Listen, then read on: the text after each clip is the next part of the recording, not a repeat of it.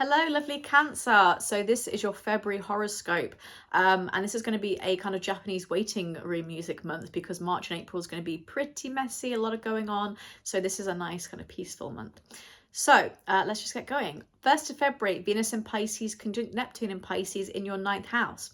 Very lovey-dovey energy and lots of manifestation energy too. So with that Neptune spirituality and Pisces, the subconscious mind, you could manifest more travel with that 9th house or feel really connected to people on this day. I would use that amorous kind of mood to bond with others and say like, hey, you want to take a trip together? Or also use that for a study opportunity too. 4th of February, Venus will be entering Aries in your 10th house. Venus is in its detriment in Aries, so it won't be as lover girl and as harmonious as Pisces. However, it is very stand up and fight. So this is a great energy for, the leadership of a career in Aries, for speaking up for those you love. That 10th house, you can manifest career opportunities, maybe taking more managerial kind of directions, or really saying, look, I have something to say and it's important, and getting a good reception from that. On the same day, 4th of February, Jupiter will be direct in Gemini in your 12th house. Fantastic luck until 9th of June with mental health. You can see a boost in happiness since Jupiter is the planet of expansion and abundance. And you can also use this time to manifest and try your luck with therapy.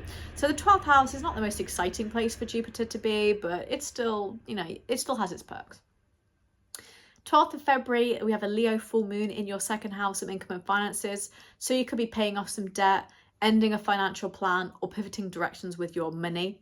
You could also be changing up your diet as well and letting go of something mundane.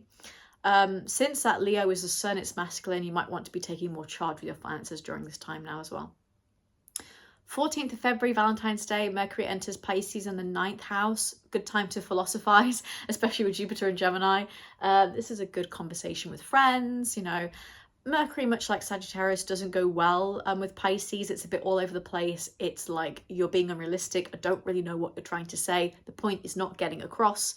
So try and articulate yourself as much as possible during this time. 18th of February, Sun enters Pisces in your 9th house as well. Harmony, lovely moments with traveling, studying, or trying to understand your values a little bit more.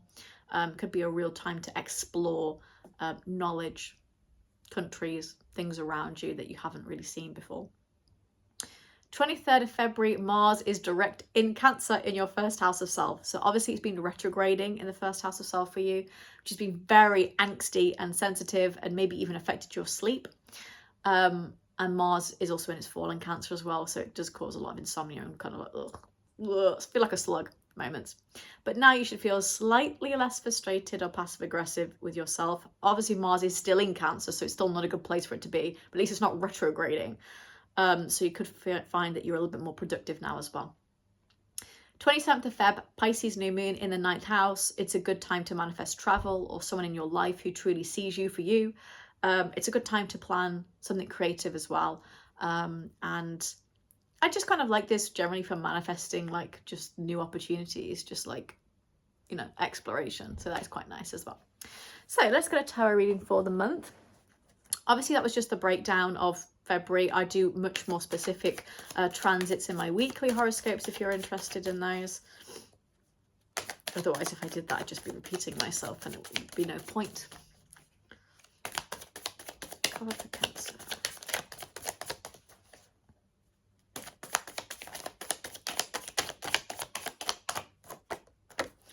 Okay, interesting. The High Priestess in reverse. So this would suggest getting in tap with knowledge and meditation. So we have a lot of 9th house activity in your, in your horoscope this month, which makes a lot of sense.